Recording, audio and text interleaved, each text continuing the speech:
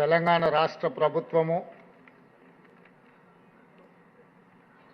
ప్రభుత్వంలో లావాదేవీలు నిర్వహిస్తున్న 16 బ్యాంకులకు సంబంధించిన ప్రతినిధులతో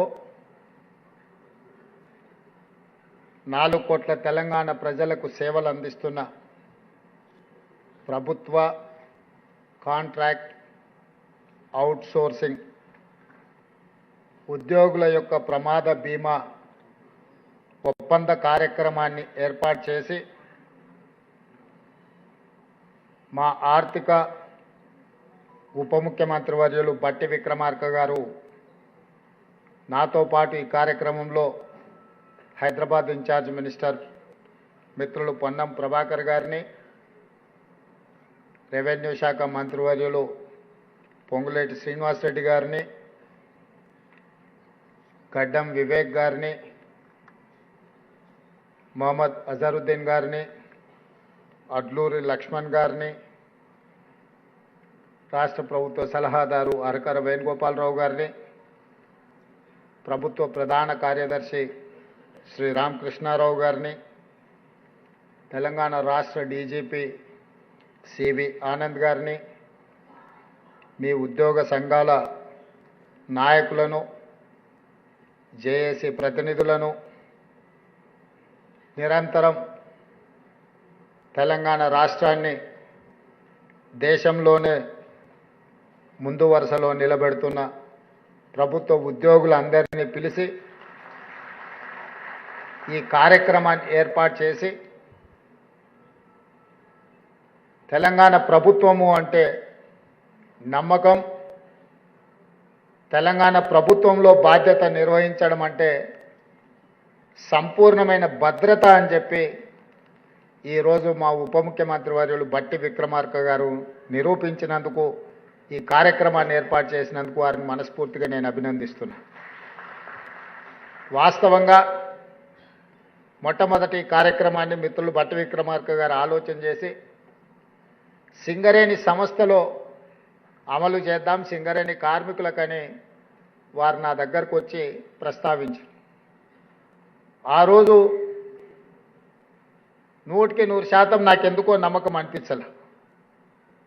ప్రమాదవశాత్తు ఒక కార్మికుడు చనిపోతే 1,25,00,000 రూపాయలు ఒక్క పైసా కార్మికుడు కానీ రాష్ట్ర ప్రభుత్వం కానీ బీమా చెల్లించకుండా ఇది ఎలా సాధ్యమవుతుంది అని వారు బ్యాంకర్స్తో మాట్లాడి ఉద్యోగుల జీతభత్యాల లావాదేవీలు, సింగరేణి సంస్థ యొక్క లావాదేవీల నేపథ్యంలో బ్యాంకర్స్ని ఒప్పించి మెప్పించి కార్మికులకు ప్రమాద బీమా ₹1,00,00,000 పైగా ఏ కార్మికుడు చనిపోయినా ఇచ్చే విధంగా వారు ఒప్పందాలు చేసింది.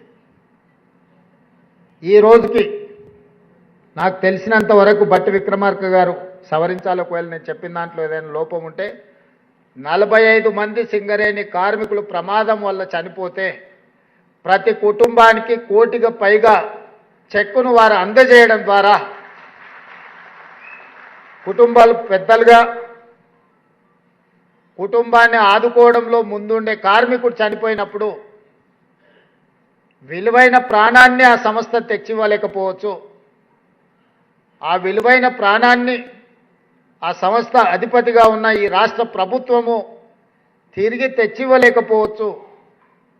కానీ ఆ కుటుంబ యజమానిగా, కుటుంబంలో అత్యంత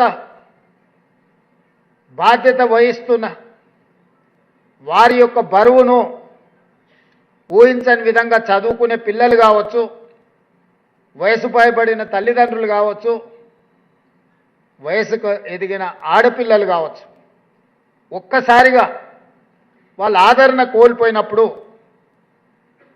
ఎంత ఆందోళనకరమైన పరిస్థితులు, ఎంత బాధకరమైన సందర్భమో మనం అందరికీ తెలుసు. 90% ఇక్కడికి వచ్చిన మా ఉద్యోగ ప్రతినిధులు మధ్యతరగతి వాళ్ళమే, నాతో సహా. మధ్యతరగతిలో బయటపడి సమస్య చెప్పుకోలేము, సమస్య ఉంటే ఉన్నది, ఎవడేమన్నా అనుకొని బరితెగించి వీధుల్లో తిరిగే సాహసము మనం చేయలేం. చెప్పుకోలేని బాధ, తీర్చలేని సమస్య ఉన్నప్పుడు దుఃఖంతో కుమిలిపోవడము, కష్టాలలో ఉన్న కుటుంబానికి ఒక విశ్వాసం కల్పించాల్సిన మనమే ధైర్యాన్ని కోల్పోయినప్పుడు ఆ కుటుంబం మొత్తం కుప్పగూలిపోయే పరిస్థితి ఉంటుంది. కానీ ఏ సంస్థకైతే, ఏ సంస్థ కోసం రెక్కలు ముక్కలు చేసుకొని పనిచేస్తున్న ఆ కార్మికుడు కానీ, ఆ ఉద్యోగి కానీ ఊహించని ప్రమాదంలో చనిపోయినప్పుడు ఆ సంస్థ కోటి పైగా ఆర్థికంగా అండగా నిలబడితే 100% ఆ కుటుంబం మనోధైర్యంతో బ్రతకడానికి, సమాజంలో తలెత్తుకొని నిలబడడానికి, బతికున్నప్పుడు పలకరించే వాళ్ళు, బతికున్నప్పుడున్న బంధుత్వాలు మనం చితికిపోయినప్పుడు, లేకపోతే మన మీద చితి పేర్చినప్పుడు ఎక్కువ కాలం ఏవి నిలబడవు. సానుభూతి చూపించే వాళ్ళు ఉండొచ్చు, మన పట్ల సానుకూలత చూపించే వాళ్ళు ఉండొచ్చు, కానీ మన సమస్యలకు ఆర్థికంగా సహాయం చేసేవాళ్ళు చాలా అరుదు. అందుకే యజమానే ఆ బాధ్యత తీసుకోవాలి. ఇక్కడ యజమాని అనంటే సింగరేణి కార్మికులకు సింగరేణి సంస్థ, విద్యుత్ కార్మికులకు విద్యుత్ సంస్థ, రోడ్డు రవాణా కార్మికులకు రోడ్డు రవాణా సంస్థ, మీ అందరికీ రాష్ట్ర ప్రభుత్వమే యజమాని. ఆ యజమాని మీకు నమ్మకం, విశ్వాసం కల్పించడమే కాకుండా మీకు భద్రత కల్పించే బాధ్యత కూడా ఆ యజమానిదే. ఆ యజమానే తెలంగాణ రాష్ట్ర ప్రభుత్వం.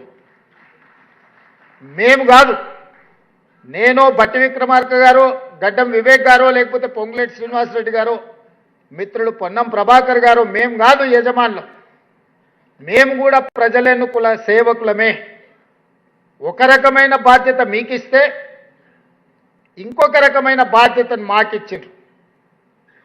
మనందరి యజమానులు ప్రజలే, ప్రజలెన్నుకున్న ప్రభుత్వాలే మీకు మాకు యజమానులు. ఆ యజమానే మనకు భద్రత కల్పించాలన్న ఆలోచన చేసి సింగరేణి సంస్థలో సాధ్యమైన ₹1 కోటి పైబడి ఉన్న ప్రమాద బీమా భద్రత రాష్ట్రంలో బాధ్యత నిర్వహిస్తున్న ప్రతి ఉద్యోగికి అందించాలి అని మా మిత్రులు బట్టి గారితో నేనే ప్రస్తావించడం జరిగింది. అక్కడ సాధ్యమైనప్పుడు ఇక్కడ ఎట్లా సాధ్యం కాదు, సాధ్యం అవ్వడానికి అవకాశం ఉంది. బ్యాంకర్స్ని అందరినీ కూడా మీరు పిలిచి సమావేశం పెట్టండి, వాళ్ళతో చర్చించండి, వాళ్ళని ఒప్పించండి. తద్వారా మన ఉద్యోగులు, మన కుటుంబ సభ్యులు అడగకపోయినా యజమానిగా ఈ ప్రభుత్వం బాధ్యత వాళ్ళకు భద్రత కల్పించాల్సిన అవసరం ఉందని చెప్పి, ఈరోజు మీరు అడగకపోయినా, మీ డిమాండ్లలో ఈ అంశం లేకపోయినా, ఈరోజు ఈ ప్రభుత్వం ఒక బాధ్యతతోని ముందుకు వచ్చి 16 రాష్ట్ర ప్రభుత్వంతో లావాదేవీలు నిర్వహిస్తున్న బ్యాంకర్స్ని అందరినీ పిలిపించి మీ సమక్షంలో తెలంగాణ రాజధాని అయిన హైదరాబాదు నడిబొడ్డున్న రవీంద్ర భారతిలో వీళ్ళందరితో ఒప్పందాలు చేపించి ఈ రోజు నుంచి మీకు ప్రమాదం ఏదైనా ఊహించని సంఘటన జరిగితే ఏది జరగొద్దు, 100 సంవత్సరాలు మీరు ఆరోగ్యంగా ఉండాలనేదే ఈ ప్రభుత్వం యొక్క ఆలోచన. ప్రత్యక్షంగా పరోక్షంగా ఈ ప్రభుత్వానికి మీరు సేవలు అందించాలి, ఈ ప్రభుత్వం యొక్క ప్రతిష్ట మీరు పెంచాలనేదే మా ప్రభుత్వం యొక్క భావన. అనుకోని దురదృష్టకర సంఘటన జరిగినప్పుడు మిమ్మల్ని ఆదుకోవాలన్న ఆలోచనతోనే ఈరోజు ఇంత మంచి కార్యక్రమాన్ని మా మిత్రులు బట్టి విక్రమార్క గారు ఏర్పాటు చేసిండ్రు. పెద్ద ఎత్తున మీరు చప్పట్లతోని వారిని అభినందించండి.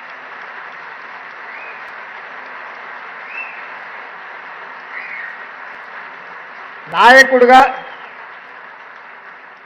మంచి పని చేసినప్పుడు మీరు గుర్తించి మీరు చప్పట్ల ద్వారా అభినందిస్తే ఆ ఉత్సాహంతో ఇంకా 2 ఇంతలు వారు పనిచేసే అవకాశం ఉంటుంది. ఇంతకుముందే శ్రీనివాస్ గారు కొన్ని విషయాలు ప్రస్తావించండి, అందుకే నేను బట్టి గారి దిక్కు చూపించిన. ఆయనది కమ్మమే, ఈయనది కమ్మమే, నాది కమ్మమే, నీది కమ్మమే. మరి మనకు కావలసిన నిధులు వారి నుంచే వస్తాయి కాబట్టి అందుకే నా వైపు తిరిగి నమస్తే పెట్టడానికి పోతే అటువైపు పెట్టమని అటు చూపించిన.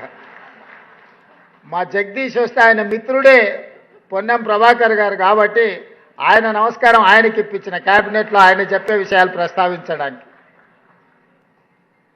నేను గుంపు మేస్త్రినే, చాలామంది అవహేళన చేస్తారు. నేనేమనుకోను, నేను గుంపు మేస్త్రిని, ఈ గుంపు అంతా నాది, గుంపుకు నేను మేస్త్రిని. ఈ గుంపు అంతా నాది, ఈ గుంపు నాది. ఈ గుంపే కదా నా బలము, ఈ గుంపే కదా నా ప్రతిష్ట, ఈ గుంపే కదా నా సంక్షేమాన్ని, నా అభివృద్ధిని ప్రజలకు తీసుకెళ్లేది. పేద ప్రజలకు మా ప్రభుత్వానికి వారధులు బ్రిడ్జ్ ఈ గుంపే కదా. అందుకే నేను గుంపు మేస్త్రిని అని చెప్పిన. కొంతమంది గొప్పలు చెప్పుకుంటారు, మేము దొరలమని, మా గడీలు ఉన్నాయని. అట్లాంటి పోకడలు నా దగ్గర ఏం లేవు. ఆ రోజైనా ఈ రోజైనా, ఆనాడు జిల్లా పరిషత్ మెంబర్గా ఉన్నా, లేదా ఎమ్మెల్సీగా ఉన్నా, ఎమ్మెల్యేగా ఉన్నా, ఎంపీగా ఉన్నా, కాంగ్రెస్ పార్టీ అధ్యక్షుడిగా ఉన్నప్పుడు మీరు ప్రేమతో రేవంత్ అన్న అని ఏ విధంగా పిలిచిందో ఈరోజు ముఖ్యమంత్రిగా కూడా మీరు రేవంత్ అన్నగా పిలిస్తేనే నాకు ఇష్టం. ఇది శాశ్వతం. మిగతా అన్నీ వస్తుంటాయి పోతుంటాయి. జెడ్పీటీసీ వచ్చింది, అది పోయి ఎమ్మెల్సీ వచ్చింది, అది పోయి ఎమ్మెల్యే వచ్చింది, అది పోయి ఎంపీ వచ్చింది, అది పోయి ఈరోజు ముఖ్యమంత్రి వచ్చింది. నా హోదా, నా పదవి మారొచ్చు, కానీ మీకు నాకు ఉన్న అన్నదమ్ముల అనుబంధం అనేది శాశ్వతం. అందుకే మీరు రేవంత్ అన్న అని ఏ ఉద్యోగం పిలిచినా, నేను ముఖ్యమంత్రి అయిన కొత్తలో మా అధికారులు కొంతమంది మీ ప్రతినిధులు వచ్చి రేవంత్ అన్న అని మాట్లాడుతుంటే, సార్ వాళ్ళకి మనం సార్ అని పిలవమని చెప్పాలి అన్నారు. అంటే నేను చెప్పిన అట్లా చెప్తే నీ ఉద్యోగం పోతుంది మొదల అని. సార్ అనో దొర అనో పిలిపించుకుంటే పిలిచేటోడు మనసులో అనుకుంటాడు దొరుకుతావు కదా బిడ్డ అని. అన్నాన్ని పిలిచిండంటే అది ఇష్టంతోనో ప్రేమతోనో పిలిచిన పిలుపు. నాకు అదే ఇష్టం. మీ సోదరుడు ఈరోజు తెలంగాణ రాష్ట్ర ముఖ్యమంత్రిగా ఉన్నాడు. నేను మాట వరుసకి మాట చెప్పట్లే, నేను సంపూర్ణంగా నా మనసులో అనుకునేదే ఈరోజు మీతో చెప్తున్నా. నాకు ఒక బాధ్యత ఉంది, మీకు ఒక బాధ్యత ఉంది. మనందరం కలిస్తేనే 4 కోట్ల ప్రజలకు సేవ అందించగలం, సంక్షేమ ఫలాలను చేరవేయగలం. ఈ తెలంగాణ రాష్ట్రాన్ని దేశంలోనే నెంబర్ 1 రాష్ట్రంగా మనం తీర్చిదిద్దగలం. ఇవాళ మీరే ఆలోచన చేయండి. మారిందల్లా మా 17 మందిమే ఉన్నది మీరే. ఎమ్మెల్యేలు, ఎంపీలు దాదాపుగా 50% పైగా పాతోళ్ళే గెలిచి ప్రభుత్వ నిర్ణయాలు చేసే 15 మంది మాత్రమే మారినాం. 10 సంవత్సరాలు ధనిక రాష్ట్రంగా ఉన్న రాష్ట్రాన్ని 8,11,000 కోట్ల రూపాయలు అప్పు చేసి అన్ని రకాల సమస్యలను సృష్టించి 10 సంవత్సరాలలోనే 100 సంవత్సరాల కాలం చేయగలిగిన విధ్వంసాన్ని చేసి ఎక్కడిదక్కడ పడేసి నిత్యం 12 గంటలు పనిచేసే ప్రభుత్వ ఉద్యోగులకు మొదటి తారీఖు నాడు జీతభత్యాలు ఇవ్వని పరిస్థితి రాష్ట్రంలో ఉండేనా లేదా మీరే ఆలోచన చేయండి. నేను ఒక్క మాట అడగదలుచుకున్నా మిమ్మల్ని. డిసెంబర్ 7, 2023 నాడు ప్రజాపాలన ప్రభుత్వం బాధ్యత తీసుకోకంటే ముందు డిసెంబర్ 1 నాడు మీకేమైనా జీతాలు వచ్చిండేనా మీరు ఒక్కసారి ఆలోచన చేయండి. విడతల వారీగా మీరెక్కడనో విధిలేని పరిస్థితుల్లో ఇన్స్టాల్మెంట్లల్లో మీరు ఇల్లు తెచ్చుకోనో, పిల్లల చదువుల కోసం తెచ్చుకోనో, లేకపోతే ఆరోగ్యం కోసం, తల్లిదండ్రుల ఆరోగ్యం కోసం మీరు లోన్లు తెచ్చుకొని ఇన్స్టాల్మెంట్లు మీరు కట్టుకుంటుంటే మీ యజమాని కూడా మీకు జీతాలు ఇన్స్టాల్మెంట్లలో ఇచ్చే పరిస్థితి ఉండే. ఆ రోజు ఏ రోజు కూడా 10 తారీఖు కంటే ముందు మీకు జీతాలు వచ్చే పరిస్థితి లేదు. మొత్తం జీతం ఒక్కసారి కూడా వచ్చే పరిస్థితి లేదు. వెనకటికి ఎవరు అనేది మేం పఠాన్లకు బాకీ, మాకు పకీర్లు బాకీ అని. రాష్ట్ర ప్రభుత్వం యొక్క పరిస్థితి మొత్తం గందరగోళం.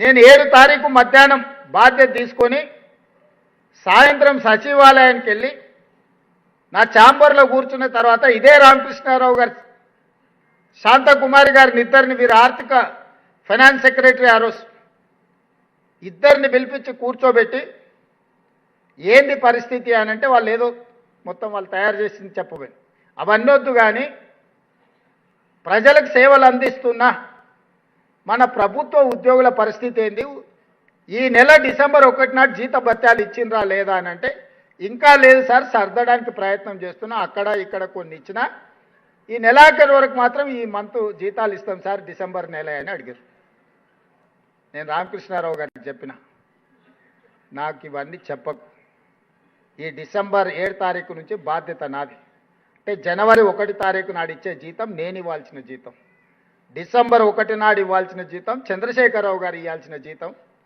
వారి జీతం నీ ఇష్టం విడతల వారిగా ఇస్తే ఇవ్వు నాకు అభ్యంతరం లేదు కానీ నా కోసం పనిచేసే ప్రభుత్వ ఉద్యోగస్తులకు నేను వచ్చిన తర్వాత విడతల వారిగా అనేది కుదరదు అని 2024 జనవరి 1 తారీఖు నాడు మొదలుపెట్టి ఈ రోజు వరకు ఎన్ని సమస్యలు ఎన్ని అవాంతరాలు ఎన్ని అభ్యంతరాలు ఎన్ని ఆర్థిక ఎగుడు దిగుడు పరిస్థితులు వచ్చినా మీకు 1 తారీఖు నాడు జీతాలు ఇచ్చినా లేదా మీరు ఒక్కసారి ఆలోచన చేయండి మిత్రులారా ఇది నేను గొప్పల కోసం చెప్పట్లేదు మీకోసం గుర్తు చేస్తున్నా నేను నా బాధ్యతను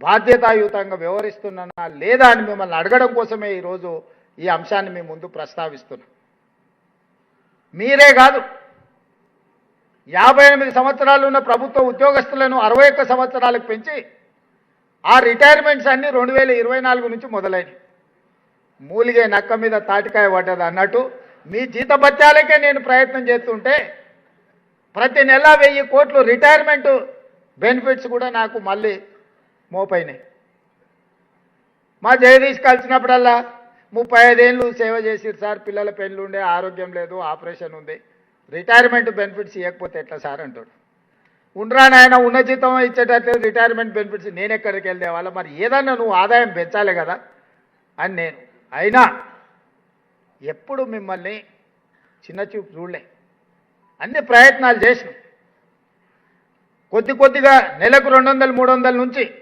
500 నుంచి 750 కోట్లు ప్రతి నెల మీ రిటైర్మెంట్ బెనిఫిట్స్ లెక్క కట్టించినా సరిపోతలేవంటే మన ఒక రోజు చర్చలు వచ్చినప్పుడు ఇక ఏమన్నా కానీ నాయన 100 రోజుల్లో 6000 కోట్లు ఇస్తా అని చెప్పిన మొదటి విడత 2000 కోట్లు ఇచ్చినా లేదా మీ జేఏసీ నాయకులని చెప్పమని ఈరోజు చెప్పిన మాట మీద ఉన్నదా లేదా ఈ ప్రభుత్వం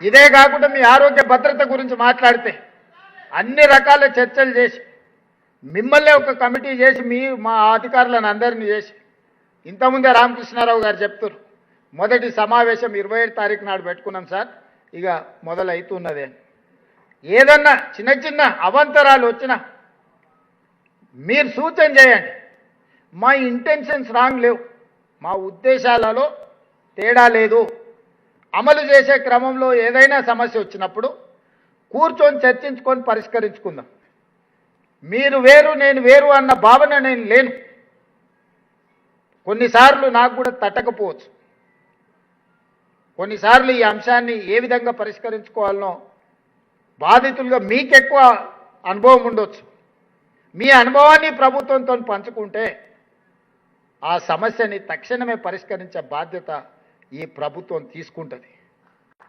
ఈరోజు మీ ఆరోగ్య భద్రత కావచ్చు మీ రిటైర్మెంట్ బెనిఫిట్స్ కావచ్చు మీ శాలరీస్ కావచ్చు ప్రమాదవశాత్తు ఏదైనా జరిగితే జరగరాని దురదృష్టకర సంఘటన జరిగినప్పుడు ఈ ప్రభుత్వమే ఒక కుటుంబ పెద్దగా వ్యవహరించి మీ కుటుంబాన్ని ఆదుకునే మంచి ఆలోచనతోని ఈరోజు ఈ కార్యక్రమాలన్నీ కూడా తీసుకొని ముందుకు వస్తున్నాం ఇక ఇవన్నీ చేస్తూనే మళ్ళీ అవ్వంగానే మా ముజేబో లేకపోతే శ్రీనివాసో లేకపోతే జగదీశో పోయేటప్పుడు చెప్తాడు అన్నగా పిఆర్సీ ఉండే మళ్ళీ గాదాని సంగతి ఏంటి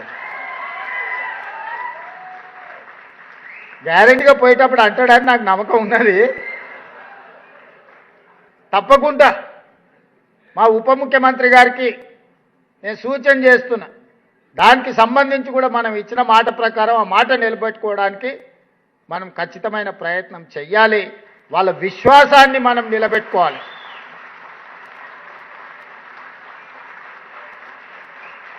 మీ విశ్వాసమే మా బలం.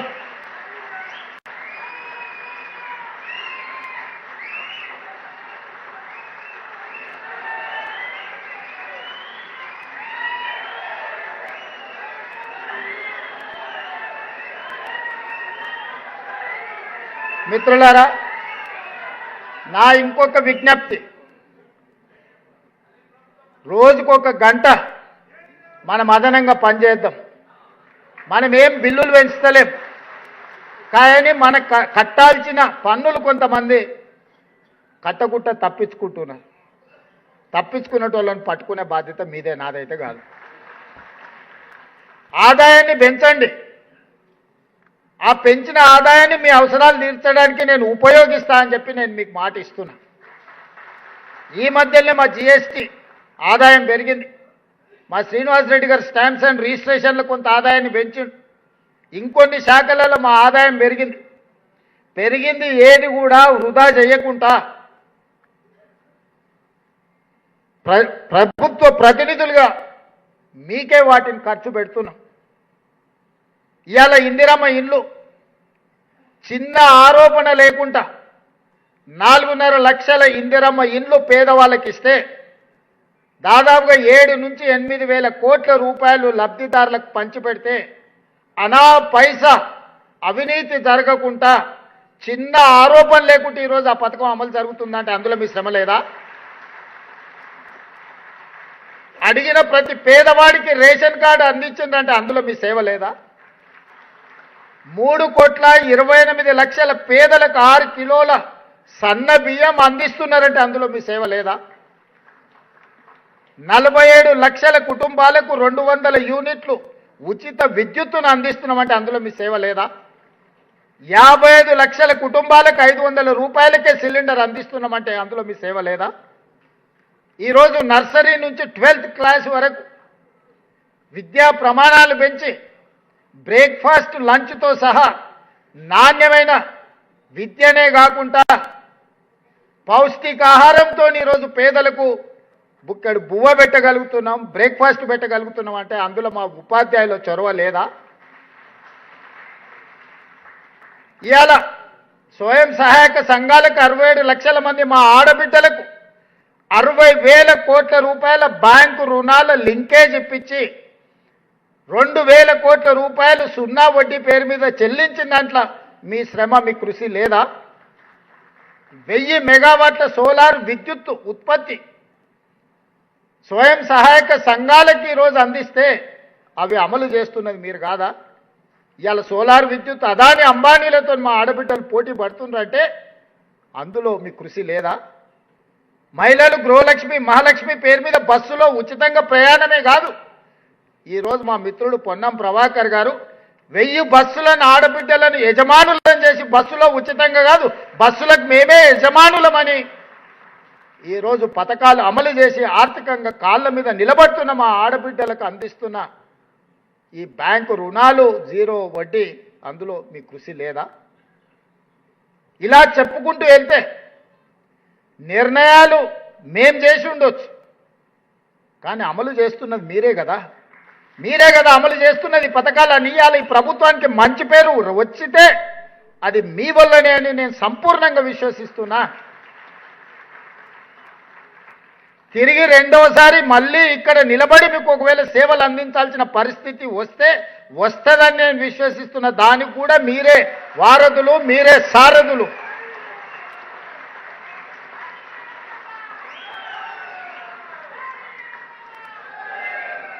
ఒక ప్రభుత్వానికి ప్రజలకు అనుసంధానకర్తలు, ఒక ప్రభుత్వం యొక్క ఇమేజ్ బిల్డింగ్ ప్రాసెస్లో బ్రాండ్ అంబాసిడర్సే మా ప్రభుత్వ ఉద్యోగులు.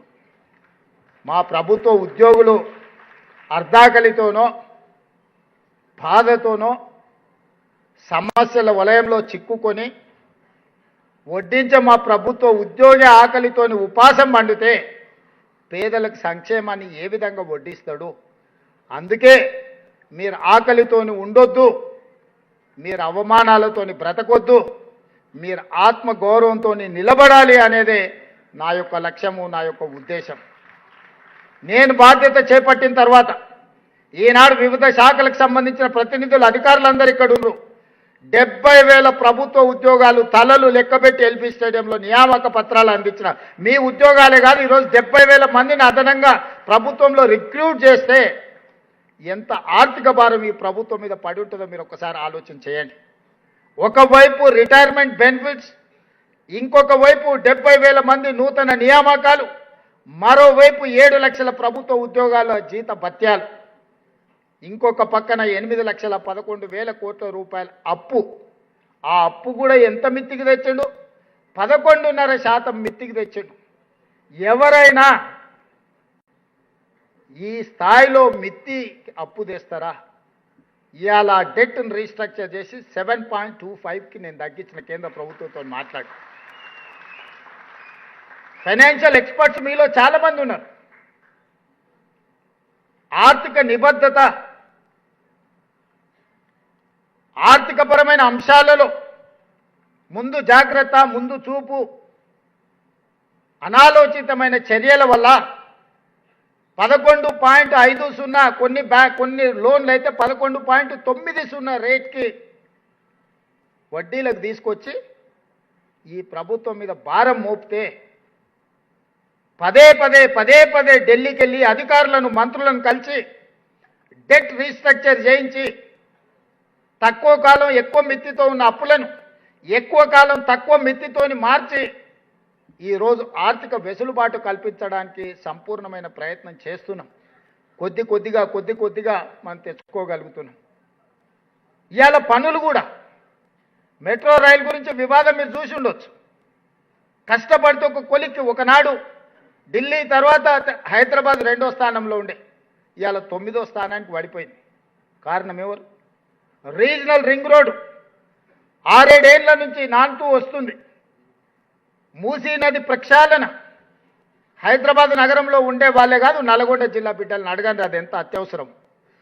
గుజరాత్లో సబర్మతి రివర్ ఫ్రంట్ కడతారు, ఉత్తరప్రదేశ్లో గంగానది రివర్ ఫ్రంట్ కడతారు, ఢిల్లీలో యమునా నది రివర్ ఫ్రంట్ కడతారు, తెలంగాణ హైదరాబాదులో మూసీ రివర్ ఫ్రంట్ కడతామంటే వద్దని అంటారు. ఏంటి దీని కారణం నేను అడుగుతున్నా.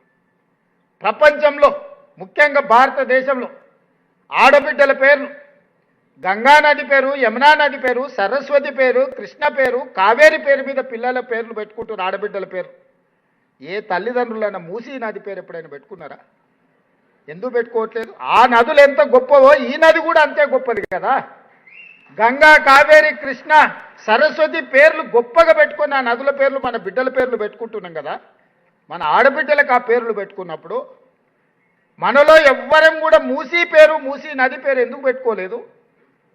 మూసీ కాలుష్య వెదజల్లుతుంది, మూసీ అంటేనే మురికి అన్న భావన కల్పించడం వల్లనే కదా.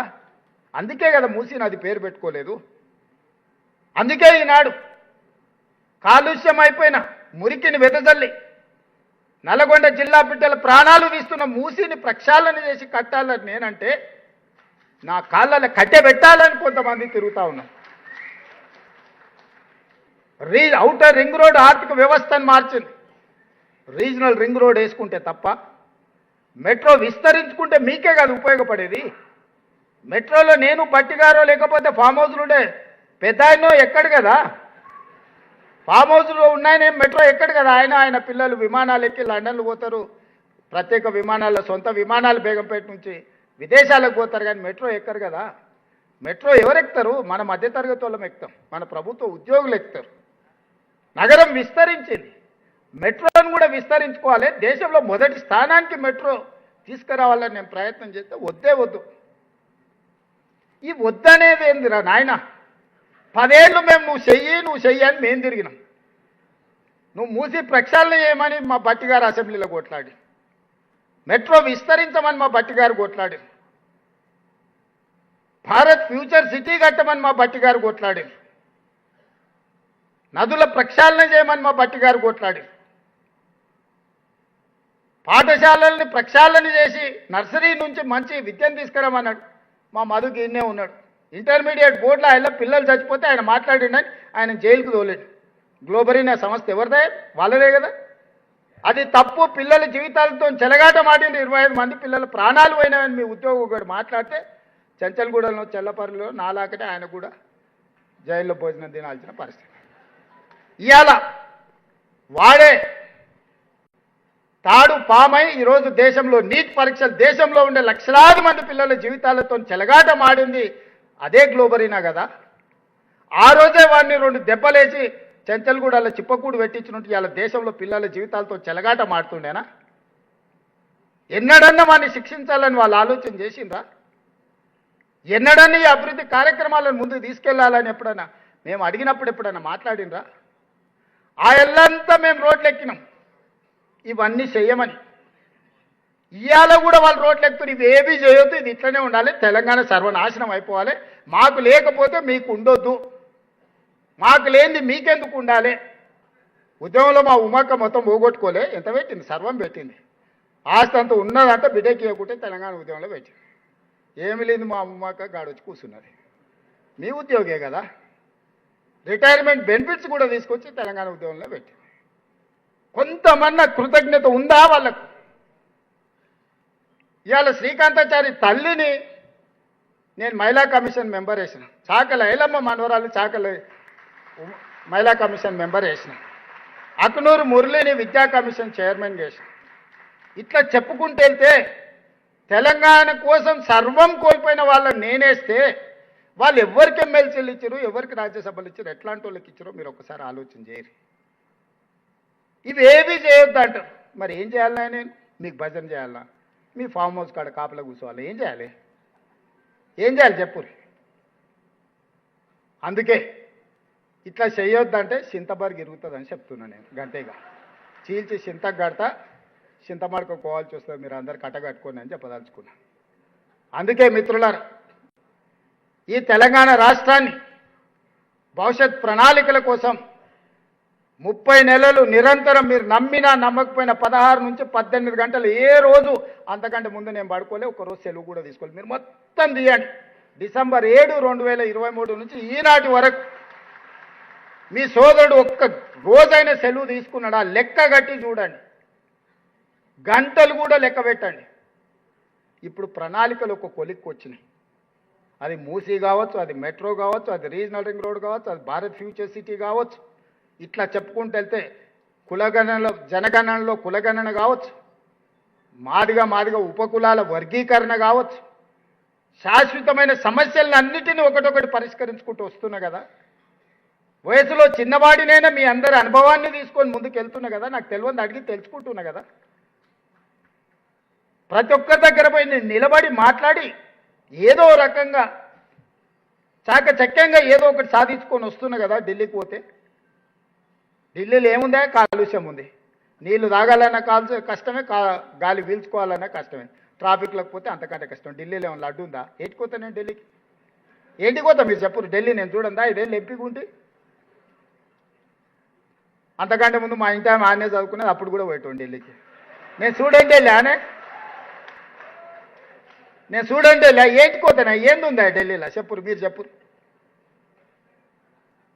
వీని అందరిని అడుక్కొని ఎట్లో అట్లా చేసి దీన్ని దారిలో పెట్టి ఈ అప్పుల బాధ నుంచి బయటికి తెచ్చి, నిన్ననే మా బట్టి గారు చెప్పారు, సంవత్సరానికి మీరు చేసిన అప్పులకు తప్పులకు ప్రతి సంవత్సరం 76,000 కోట్ల రూపాయల పాయమాలు కడుతున్నాం అని నిన్ననే మా ఆర్థిక మంత్రి చెప్పిండు.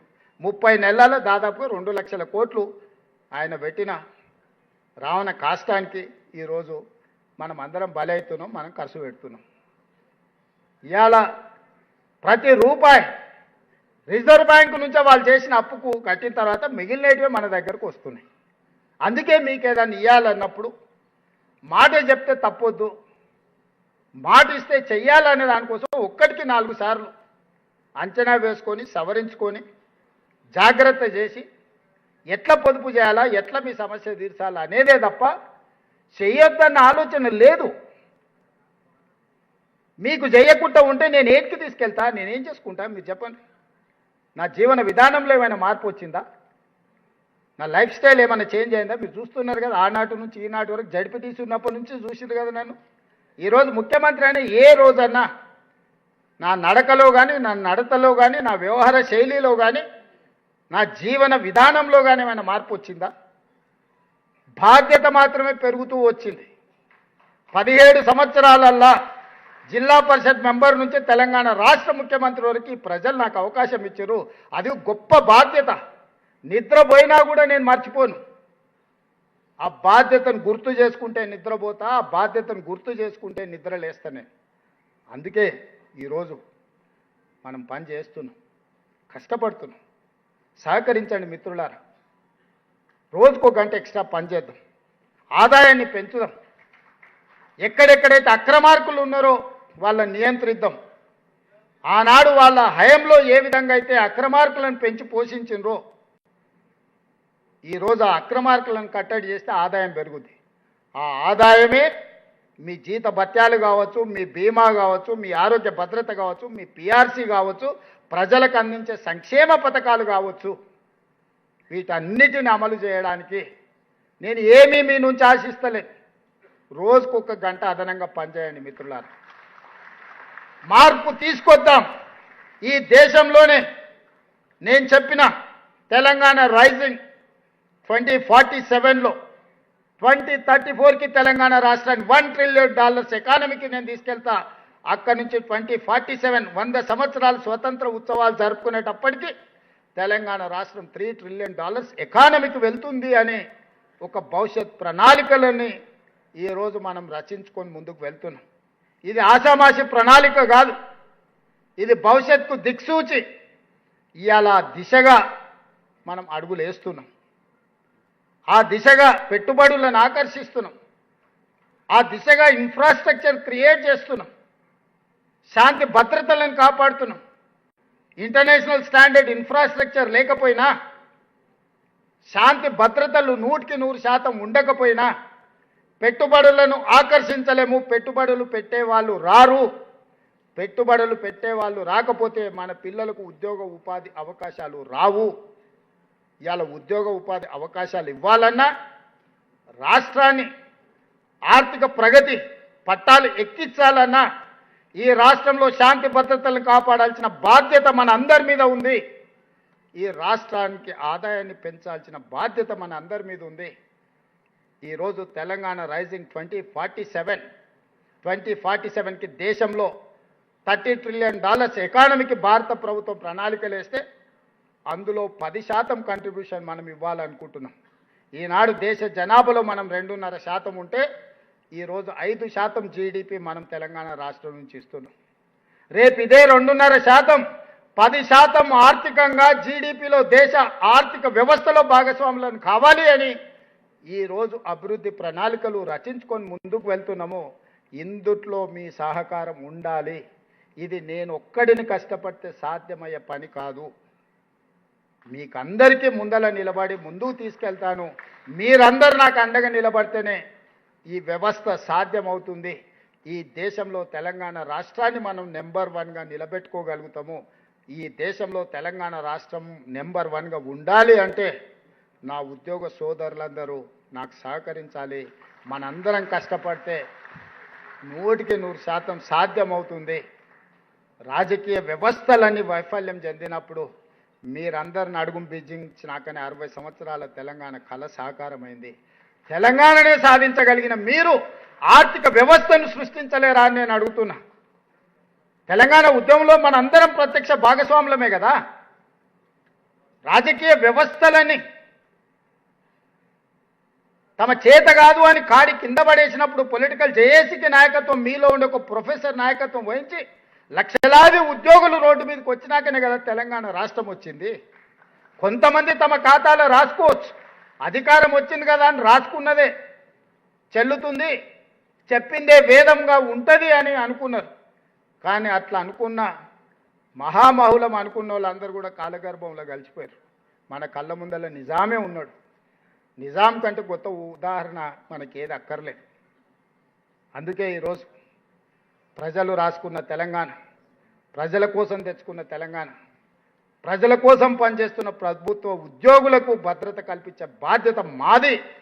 100% నిష్పక్షపాతంగా నిస్సందేహంగా ఈ ప్రభుత్వం మీకోసం ఉంటుంది అని మీ అందరికి తెలియజేస్తూ మీ దగ్గర సెలవు తీసుకుంటున్న మిత్రులారా.